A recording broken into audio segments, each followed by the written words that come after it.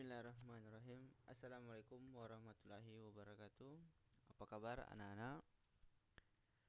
Semoga dalam keadaan sehat selalu dan tetap jaga kesehatan serta ikuti protokol kesehatan dan tetap semangat dalam belajar walaupun kita ini melewati daring. Baik, anak-anak, di semester genap ini untuk pembelajaran kendaraan mesin sepeda motor di kelas 12 TPSM 1, 2, dan 3,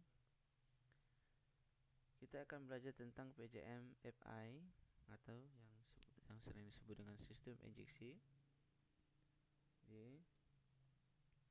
Baik, untuk pelajaran berikutnya yaitu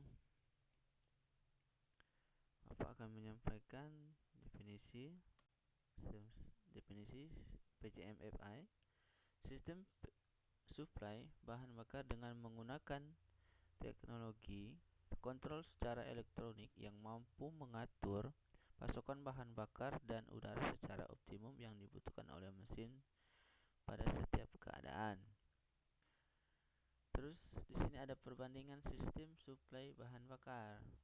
Nah, jadi ada perbandingan dia. Nah, karburator, ya sensor, terus GDI dan karburator. Nah, ini kalau karburator. Kalau PJMFI dia sudah menggunakan sensor atau body. Ini AT, intake pressure, engine temperature, engine speed, exhaust gas atau O2, dan terus ECM, control engine, control module. Nah, di sini ada injektor, throttle body. Nah, bisa anak-anak perhatikan dan lihat di gambar dan ya. Terus perbandingan dimensi partikel bahan bakar. Ini kalau di karburator pasti udah tahu anak-anak, kalau di karburator pasti dia ini ada yang tanda kuning, ini BBM, dan yang ini udara ya. Karburator partikel bahan bakar lebih besar dan kurang homogen dengan udara. Dan kalau PJMFI partikel bahan bakar lebih kecil dan homogen dengan udara sehingga terbakar lebih sempurna. Pasti lebih irit ya. Terus keunggulan sistem PJMFI. Nah, kalau di sini ada motor bleed plus 10% adalah plus 8% situ. Itu untuk keunggulan. Terus letak komponen sistem PJMFI. Nah, mungkin ada yang sudah tahu letak-letaknya, mungkin ada yang belum. Nah, disinilah ya, perhatikan. Di situ ada beberapa sensor dan ada DLC. Baik, Bapak akan menjelaskan sedikit tentang apa itu sensor, TP. Sensor TP yaitu posisi throttle yang berfungsi untuk mendeteksi sudut bukaan throttle valve ya. Terus injektor ya, injektor untuk menyemprotkan bahan bakar ke dalam ruang bakar dengan mengubah partikel menjadi kabut. Lubang kecil pada injektor tersebut mengubah bahan bakar menjadi kabut. Dengan proses pengkabutan bensin menjadi mudah terbakar di ruang bakar. Terus sensor O2 atau oksigen. O2 O2 sensor fungsi untuk memperbaiki campuran udara atau bahan bakar dengan cara mendeteksi konsentrasi oksigen yang dikandung di dalam gas buang. Terus sensor EOT, ya. Sensor EOT yaitu engine oil temperature. Sensor ini EOT ini berfungsi untuk mendeteksi perubahan suhu mesin. Ya, mungkin nanti kalau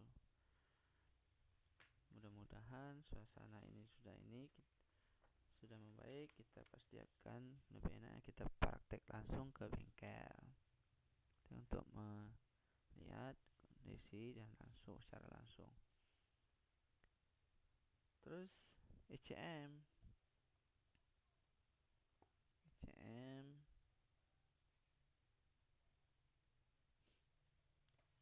oh iya, sensor ini dulu CKP.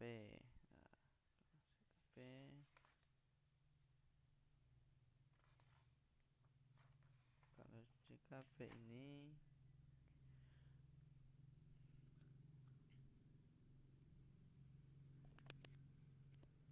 crankshaft position sensor, ya, merupakan salah satu sensor utama di dalam mesin PDMFI. Kenapa? Karena sensor ini mendeteksi posisi dari crankshaft atau force angle. Nah, tugasnya ini untuk mengirimkan sinyal kepada ECM. Dari sinyal yang dikirimkan oleh CKP, ECM akan memprosesnya menjadi perintah kepada aktuator seperti pompa, bahan bakar, dan injektor untuk menentukan penyemprotan bahan bakar pada intake manifold. Sensor CKP ini intinya itu untuk berfungsi mendeteksi keberadaan force angle. Tuh.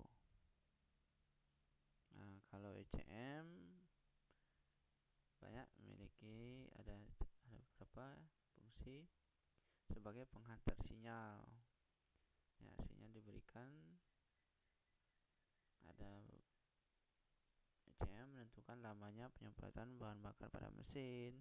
Terus ada ECM berfungsi untuk mengontrol waktu pengapian yang tepat. Terus ECM berfungsi sebagai pengontrol saat mesin dingin dengan adanya cool starter. Tuh secara singkatnya.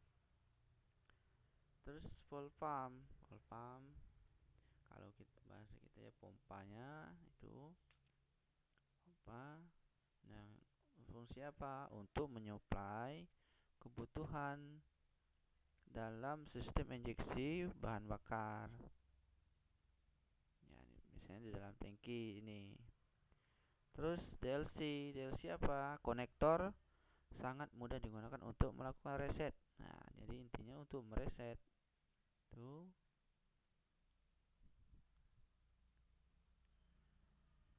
secara manual pada motor PJM Honda. Hampir semua motor saat ini menggunakan teknologi injeksi. DLC konektor akan mengembalikan setelan ECM sesuai dengan setelan pabrik. Nah, itu sedikit penjelasan dari Bapak. Mungkin kalau ada yang kurang jelas bisa dihubungi Japri Bapak di WA atau telepon bisa. Nah, di slide berikutnya, nah di sini ada tugas bisa dibaca. Ada soalnya 3 buah, dikerjakan di kertas lembar, difoto dan kirim ke Japri wali kelas atau Bapak langsung bisa. Nah, oke, terima kasih atas perhatiannya. Mungkin itu saja yang perlu Bapak sampaikan pada kesempatan ini. Lebih dan kurang mohon maaf. Pak akhiri. Wassalamualaikum warahmatullahi wabarakatuh. Selamat mengerjakan tugas.